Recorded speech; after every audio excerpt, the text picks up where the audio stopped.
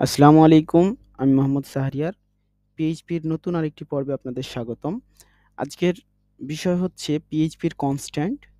আজকে আমরা এই ভিডিও থেকে জানবো পিএইচপির কনস্ট্যান্ট কি, কোথায় ব্যবহার হয়, কিভাবে ডিক্লেয়ার হয় এবং কোন কাজে আপনারা ব্যবহার করতে পারেন। এইসব বিষয় নিয়ে বিগিনার লেভেলের ছোট্ট একটি আলোচনা করব। তো চলুন আসলে জেনে নিই পিএইচপির কনস্ট্যান্ট কি? পিএইচপির কনস্ট্যান্ট একটি নির্দিষ্ট মান যা একবার নির্ধারণ করার পর স্ক্রিপ্টের অন্য কোথাও আর পরিবর্তন করা যায় না। অর্থাৎ এটি স্থায়ী এবং অপরিবর্তনযোগ্য।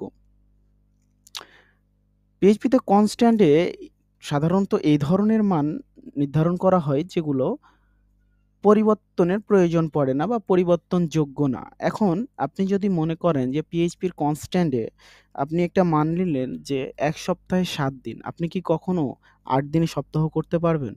পারবেন না। তো যেসব জিনিসগুলো একদম চিরন্তন সত্য, সেই সব বিষয়গুলো আপনাদের পিএইচপির কনস্ট্যান্ট দিয়ে ভে ঘোষণা করা হয়।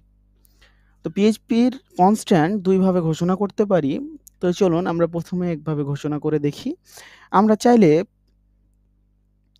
প্রথমত যেভাবে ঘোষণা করতে পারি সেটা হলো ডিফাইন দিয়ে। ডিফাইন দিয়ে এইভাবে আপনারা চাইলে করতে পারেন। তো এখানে ২ টা ভ্যালু থাকে। এক হলো আপনার কনস্ট্যান্ট নেম। আমার এখানে উম প্লাগইন থাকার কারণে আপনাদেরকে সাজেস্ট করছে আসলে ভ্যালুগুলা কোনটা কি আপনাদের সুবিধার জন্যই। ১ম টা হচ্ছে কনস্ট্যান্ট নেম। আমরা কনস্ট্যান্ট নেম কি নিবো? আমরা ধরেন কনস্ট্যান্ট নেম নিলাম ডেইজ ইন উইক।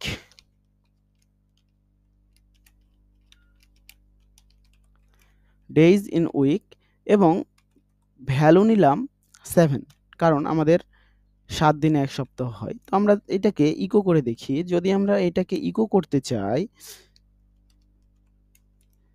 ইকো আমরা যদি একটা মানে বাক্য তৈরি করি ইকো দিয়ে যে দেয়ার আর 7 ডেজ ইন a উইক। তো ১ম এ আমরা একটা স্ট্রিং নিলাম দেয়ার আর এবং আমরা এখানে আমাদের যে কনস্ট্যান্ট ভেরিয়েবলটা নিয়েছি, ভেরিয়েবলের নামটা এইখানে দিলাম। এখন আমরা এটাকে যদি আউটপুট দেখতে চাই, আমার পিএইচপির আউটপুটটা এখানে দেখাবে যে দেয়ার আর 7 ডেজ ইন এ উইক। আচ্ছা, এটা যদি আরো সহজ করি আমি এইসব কেটে দিয়ে আমরা যদি ডিফাইনটা এইভাবে লিখি,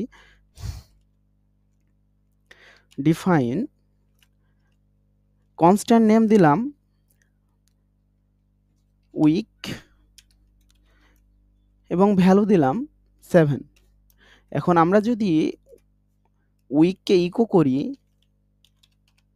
ইকো উইক, তাহলে এখন আমরা যদি এইটাকে আউটপুট হিসাবে নিই, তাহলে দেখেন এখানে আমার 7 আসছে। আমরা এইভাবে করতে পারি।